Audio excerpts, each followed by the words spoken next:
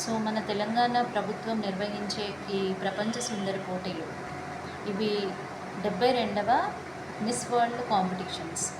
So ఇవి ఇక్కడ హైదరాబాద్లో ఎందుకు చేస్తున్నామంటే మన యొక్క తెలంగాణ కల్చర్ అండ్ టూరిజంని వరల్డ్లో చాటించడానికి, మన యొక్క టూరిజం అండ్ కల్చర్ని డెవలప్ చేయడం కోసమని, వాటిని షోకేస్ చేయడం కోసమని మనం ఇక్కడ హైదరాబాద్లో ప్రపంచ సుందరి పోటీలను నిర్వహిస్తున్నాము. సో ఈ పోటీలు ఎప్పటి నుంచి ఎప్పటి వరకు అంటే మే 10th నుంచి మే 31st వరకు పోటీలు నిర్వహించబడతాయి. మే 31st అనేది లాస్ట్ ఫైనల్. సో ఇందులో ఎన్ని దేశాల నుంచి వచ్చారు అని అంటే 120 దేశాల నుంచి పోటీకి వచ్చారు.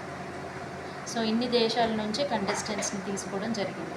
సో వారితో ఈ యొక్క మన తెలంగాణ కల్చర్ అండ్ టూరిజంని ప్రమోట్ చేయించడం, గ్లోబల్ సినారియోలో వీటి యొక్క ప్రత్యేకత చెప్పడం అనేది, అండ్ టూరిజం అండ్ కల్చర్ని డెవలప్ చేయడానికి కోసమని దీన్ని నిర్వహించడం మన యొక్క main purpose and ambition.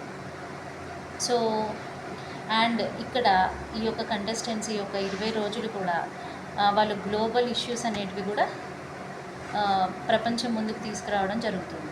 So ఈ కంటెస్టెంట్స్ గ్లోబల్ ఇష్యూస్ కూడా మాట్లాడతారు, అండ్ గ్లోబల్ ఇష్యూస్ని కూడా ప్రజెంట్ చేయడానికి కూడా ఈ యొక్క కాంపిటీషన్ యొక్క మెయిన్ ఉద్దేశం అన్నమాట.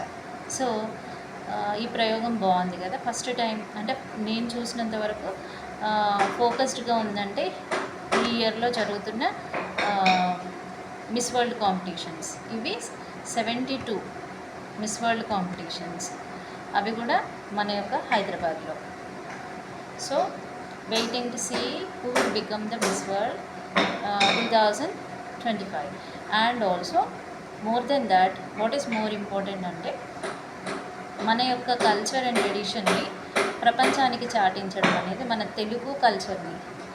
I'm so happy that Telugu culture being exposed to the world globally.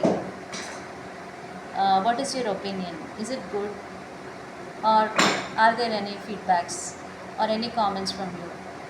కింద కామెంట్ సెక్షన్లో మీ యొక్క ఒపీనియన్స్ కూడా షేర్ చేయగలరు.